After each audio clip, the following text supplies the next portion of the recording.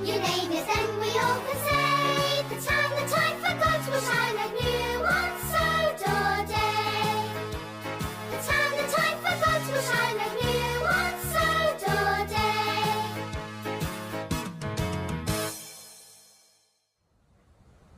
Back at Tidmouth Sheds, Sir Topham Hatt was talking to Thomas. Thomas, you are to find all the lost and hidden tracks around the town. Thomas was pleased.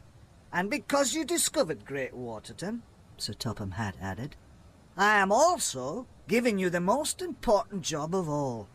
You are to be in charge of all the work. Fizzling fireboxes, puffed Thomas proudly. I'm bringing an engine from the mainland to do your usual jobs, Sir Topham Hatt added. Thomas didn't take any notice of this. He was too busy thinking about being in charge of all the work at Great Waterton. The next morning, Sir Topham Hatt arrived at Brendam Docks to meet the new engine. Even Cranky was excited. Suddenly there was a loud sound of pistons pumping. From behind a cloud of steam, a new tank engine puffed slowly out. He was shinier and bigger and stronger than Thomas. This is Stanley, boomed Sir Topham Hatt. Welcome to Sodor, Stanley. Oh, my, gasped Henry. Whatever will Thomas say? Thomas didn't know that Stanley had arrived. He had been busy. He had already found a lot of hidden tracks. Thomas puffed proudly along to his new engine shed. James huffed up.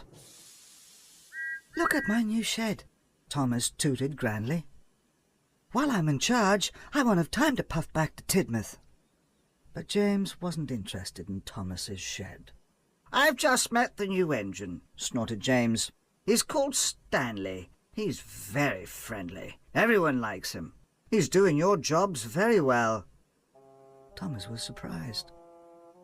Suddenly, his new shed didn't seem so important. The next day, Thomas had to pull heavy freight cars of stone to the docks. He stopped at the washdown. He saw a shiny new tank engine. That must be Stanley, he puffed to himself. Stanley and Percy were playing and joking. Both engines had told the workmen to pour on more bubbles. Percy was giggling and Stanley was laughing even louder. Thomas felt left out. He tooted to his friend, but Percy was too busy having fun. He didn't notice Thomas. Thomas puffed on. He was upset.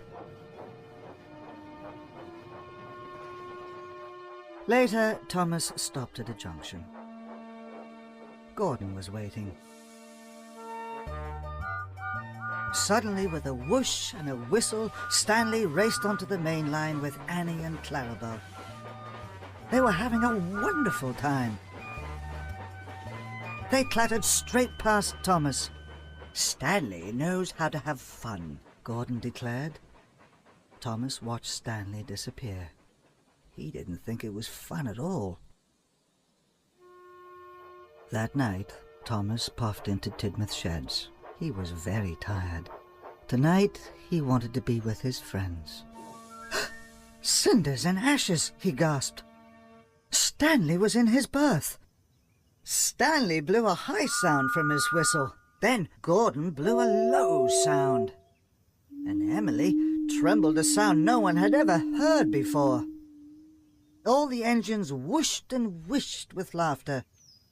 Hello, you must be Thomas, whistled Stanley. Hello, Thomas, chuckled the other engines. But Thomas wasn't chuckling. He didn't like Stanley doing his jobs or pulling his passenger cars.